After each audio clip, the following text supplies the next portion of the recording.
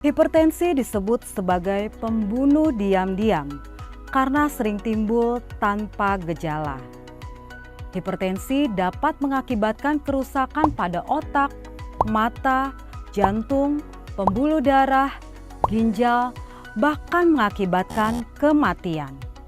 1 dari 5 orang dewasa di seluruh dunia menderita hipertensi. Karena itu, penting bagi kita untuk mengetahui bagaimana penanganan hipertensi hingga tuntas. Nah, ini menarik sekali, Dok. Jadi, penderita hipertensi tadi butuh banget yang namanya antioksidan ya, Dok ya. Apakah bisa, Dok, pembuluh darah yang tadi udah nggak smooth lagi bisa balik ke smooth atau mencegah supaya nggak bertambah rusak, Dok? Fungsi si antioksidannya. Jadi antioksidan itu peran utamanya, yang utama memang membantu mencegah supaya nggak tambah berat. Jadi supaya proses kerusakan di dalam pembuluh darah itu nggak semakin berat, kita kasih antioksidan. Oke lah, memang ada kolesterol di dalam darah. Tapi kalau pembuluh darah kita itu smooth karena kita konsumsi antioksidan ya, maka akan membuat kolesterol yang lewat itu nggak akan nyangkut di dalam pembuluh darah, nggak akan mengalami proses oksidasi lebih lanjut gitu ya, sehingga mengurangi risiko pembuntuan. Nah, peranannya antioksidan itu untuk masalah regenerasi sel itu ada, tetapi lebih dengan manfaat adalah kita mau mencegah supaya tidak berkelanjutan jadi komplikasi yang macam-macam gitu loh.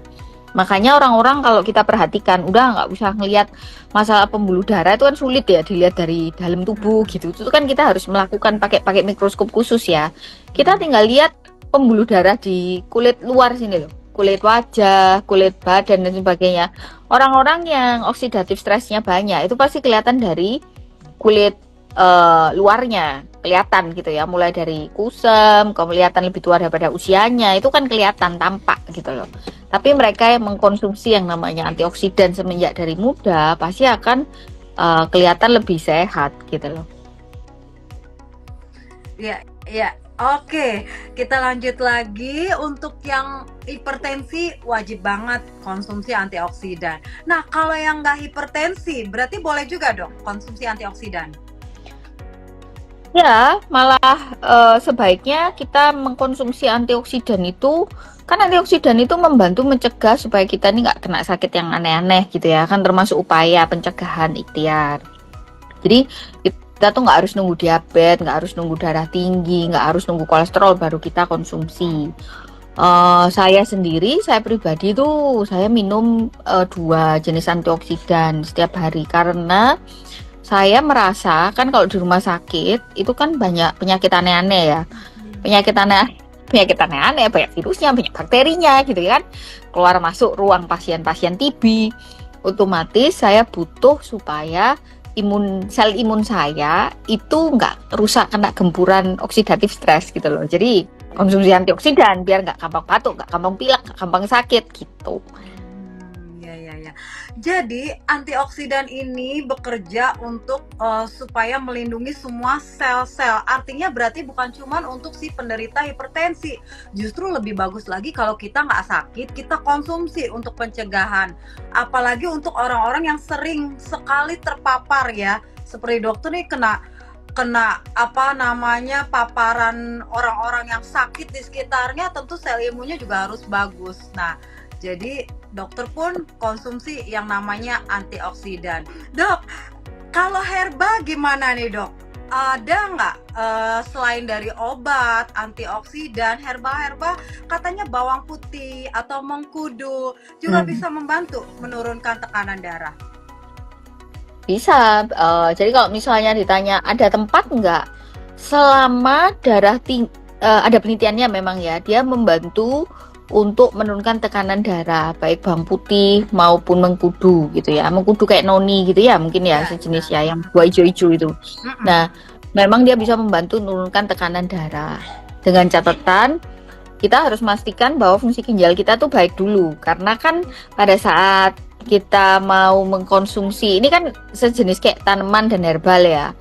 Kita harus memperhatikan karena darah tinggi lama itu efeknya terutama kan otomatis pada ginjal, Bu Erni.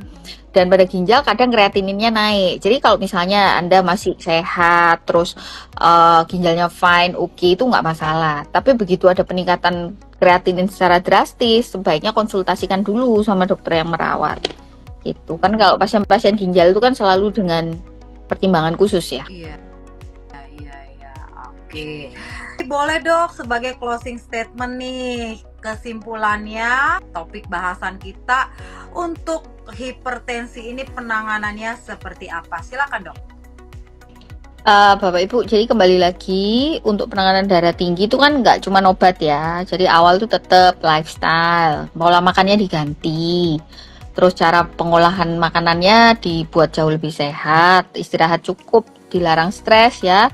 Hindari makanan yang mengandung kafein, kayak misalnya kopi, kemudian teh yang berlebih, hindari merokok.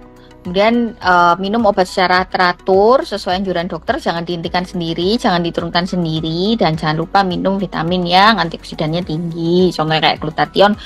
Tujuannya apa sih? Supaya jangka panjang pembuluh darah kita itu kita bisa mempertahankan supaya tidak rusak.